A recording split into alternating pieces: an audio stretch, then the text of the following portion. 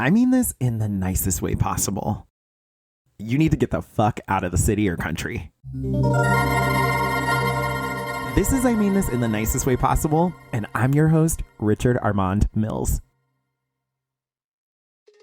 Now, before anyone spirals, this is not luxury travel.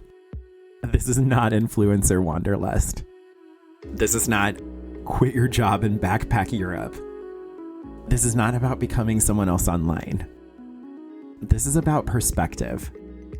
This is about nervous system regulation. This is about mental health relief. This is about identity expansion. It's about breaking the illusion that your current life, your current city, and your current routine is the only possible version of reality available to you. I love getaways. All kinds of them. A 45-minute drive to the coast. A quick hop up to Seattle. An intentional week out of the country when the timing's right. I love leaving home. Not because I hate my life, but because leaving reminds me how much bigger it can be. Travel doesn't have to be extravagant to be transformative. It just has to interrupt the loop you're stuck in. Staying in the same place too long shrinks your thinking. It narrows what you believe is possible. Your problems start to feel bigger than they are. Your fears get louder. Your imagination gets quieter. And people massively overestimate the cost of leaving while completely underestimating the cost of never doing it. The cost of staying stuck. The cost of letting your world get smaller every year because it feels safer that way. Here's what I believe, and I believe it firmly. Travel is not a reward for success. It's not something you earn once you've checked every box or hit some imaginary milestone. Travel is a tool. It's a tool for clarity.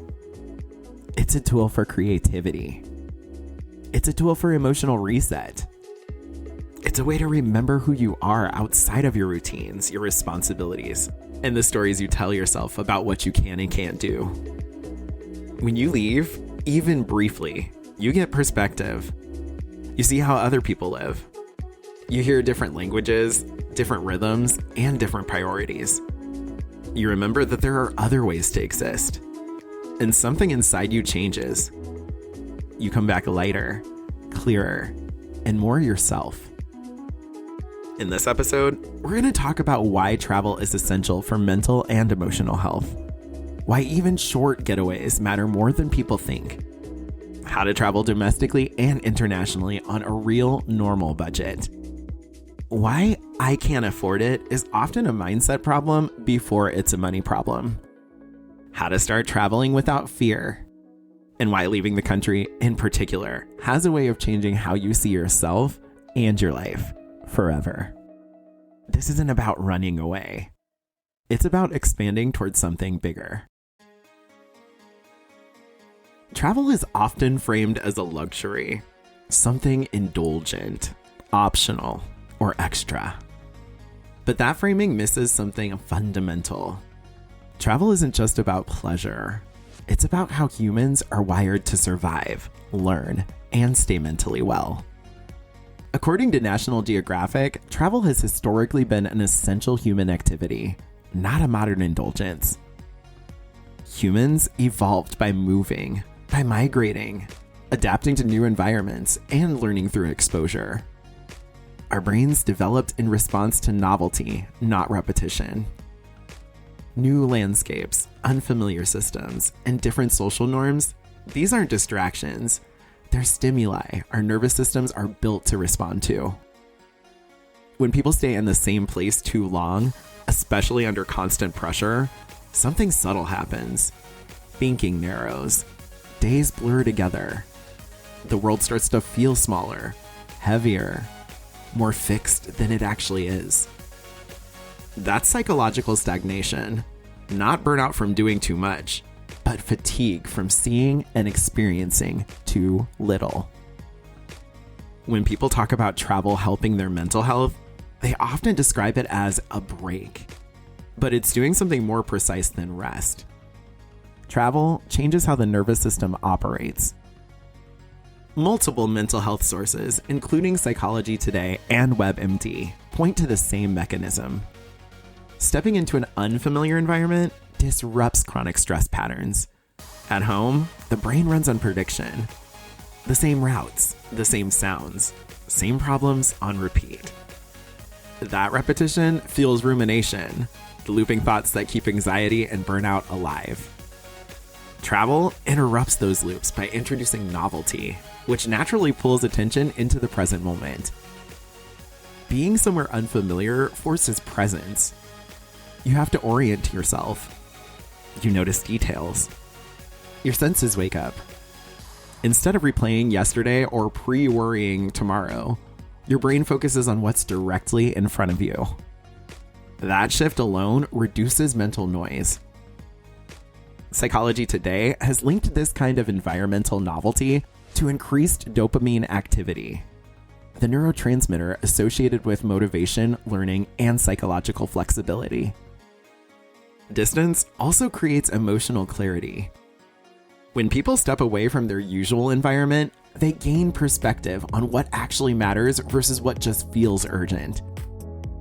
Problems that felt consuming at home often shrink when viewed from a different physical and cultural context. Not because they disappear, but because the mind isn't trapped inside them. Travel doesn't fix mental health in a clinical sense, but it recalibrates it. It lowers baseline stress, restores curiosity, and reminds the nervous system that life exists outside of survival mode. Travel also educates in a way that comfort never can. Not academically, experientially. Several analyses of travel education describe travel as lived education. It teaches through immersion rather than instruction.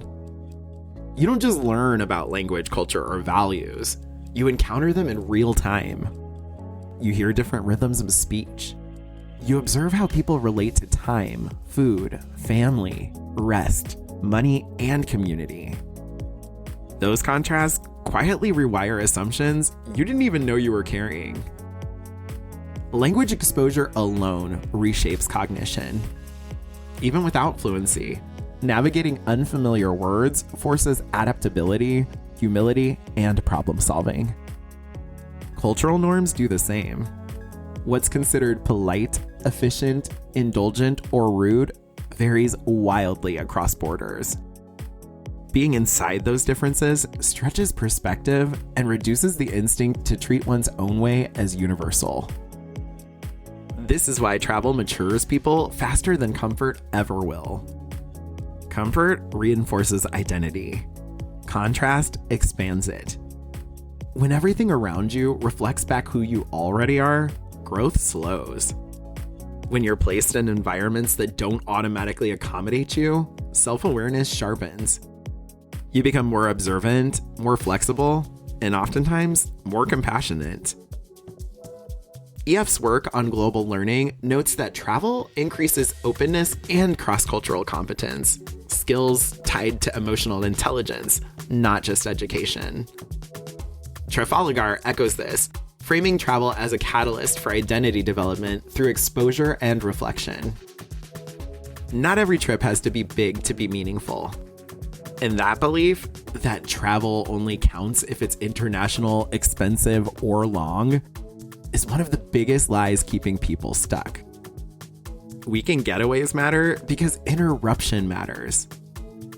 A short break still disrupts routine, changes sensory input, and gives the nervous system a different rhythm to respond to.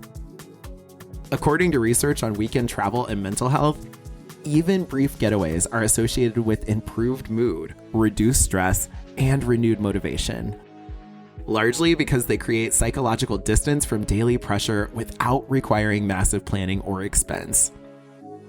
Nearby cities and nature resets work for the same reason. A coastal weekend, a cabin stay, or a different city 2 hours away introduces novelty without overwhelm. Riverhouse Florence's work on weekend escapes highlights how short trips help restore mental energy by shifting environment, pace, and attention, even when the destination is close to home. What matters most isn't distance, it's contrast. consistency beats magnitude every time. One international trip every 5 years does less for mental health than regular intentional breaks woven into life. Small escapes remind the brain that life isn't confined to one zip code, one routine, or one set of problems. They prevent burnout before it hardens into resignation. The idea that travel is only for the wealthy survives because it's rarely examined honestly. People don't actually mean, "I can't afford to travel." What they usually mean is, "Travel feels big, unfamiliar, and emotionally risky, so I treat it like a luxury instead of a choice." According to Time's reporting on budget travel, the biggest barrier to travel isn't income, it's planning. Flights, accommodations, and timing become dramatically more affordable when trips are approached intentionally instead of impulsively. Waiting until travel feels urgent or aspirational often guarantees higher cost, fewer options, and more stress. There's also the daily spending blind spot. Business Insider's breakdown of international travel budgets points out that many people spend hundreds of dollars a month on convenience habits, food delivery, subscriptions, impulse purchases, without noticing. But a plane ticket feels loud. It asks for a decision, not just a swipe. So people panic over a single visible cost while quietly leaking money every week. This is where tools like the Going app matter. Flight deal alerts shift travel from impulse to strategy. Instead of deciding where to go first and paying whatever the price happens to be, the deal leads and the destination follows. That single switch, letting timing dictate location, opens doors people assume are out of reach. Thrillist's Guide to Traveling Cheaply emphasizes that affordable travel isn't about last-minute chaos. It's about early alerts, off-peak windows, and having a loose framework ready when opportunity appears. People who just go for it often pay the most. People with simple systems pay less and travel more. None of this requires glamour. It requires removing ego from the equation. Flying when it's cheaper instead of when it looks good. Choosing destinations based on opportunity instead of trend. Treating travel like a recurring practice, not a once-in-a-lifetime splurge. When planning replaces fantasy, travel stops feeling rare and starts feeling possible. Both domestic and international travel matter, and they do different work on the psyche.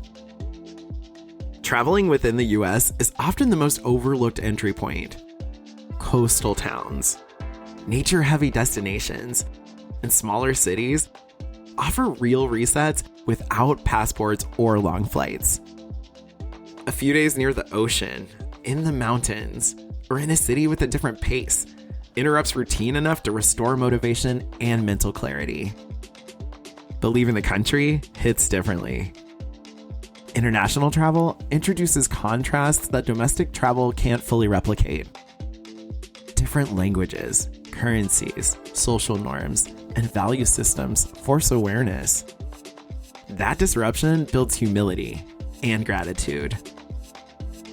There are also the tropical but affordable international options that rival domestic costs when planned intentionally. Parts of Mexico, Central America, Southeast Asia, and even certain Caribbean destinations offer lower daily expenses than many US cities, especially when food, transportation, and lodging are factored in. Time has reported extensively on how international travel can be surprisingly economical when travelers prioritize off-peak timing and local experiences over resort culture. Domestic travel resets the nervous system. International travel reshapes identity. Both matter. One stabilizes, the other expands. Fear is one of the biggest reasons people stay put. And most of the time, it has very little to do with actual danger. There's fear of being alone in a new place. Fear of being visibly out of place. Fear of doing travel wrong. Missing something. Choosing badly. embarrassing yourself, or not knowing the rules. These fears feel serious, but they're usually rooted in unfamiliarity, not threat.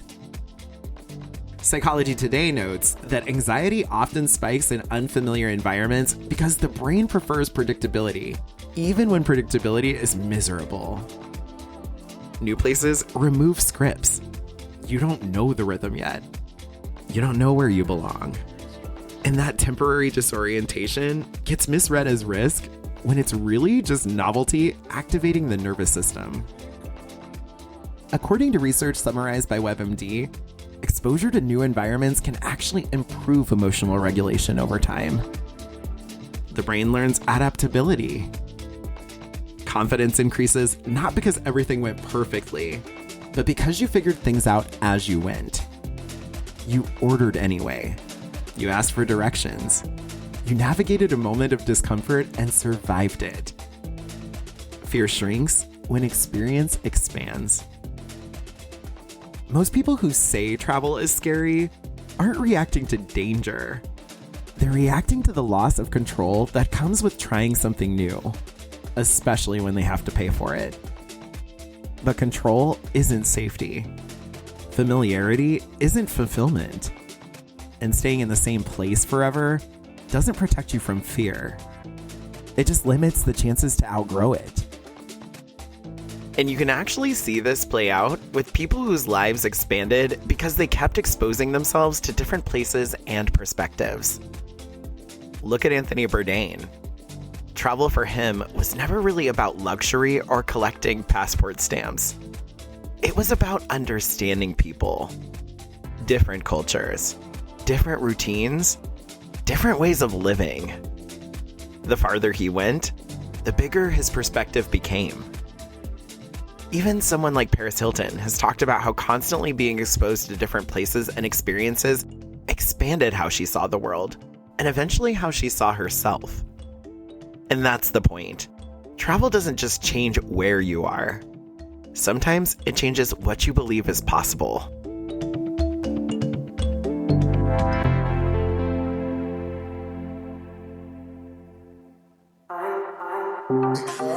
Travel has never been about escape for me. It's about regulation. When I leave my usual environment, something in my nervous system finally exhales. The noise quiets. The urgency softens. My body remembers that it doesn't have to stay clenched just because routine demands it.